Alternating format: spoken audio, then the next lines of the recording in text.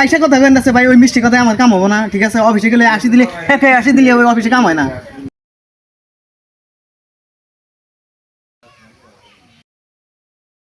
এই ভাই এই এনে হেন, এই কোনে যান এনে হেন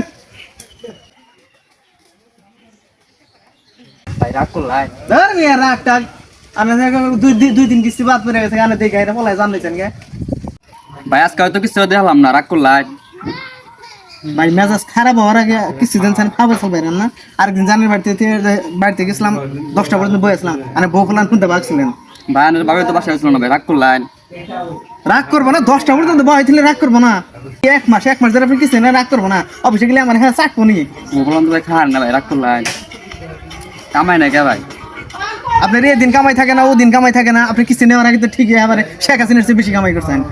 হাউল লোক জানি কেন ভাই রাগ করলেন যে তুমি ভাই। বের ভাই আটে আতেন হাউল লোক ওটে আতেন না, অফিসে নেন ভাই বহেন রাগ করেন। আপনি ওই 80 কামাই বহেন ভাই, বহেন ভাই, রাগ করলেন ভাই।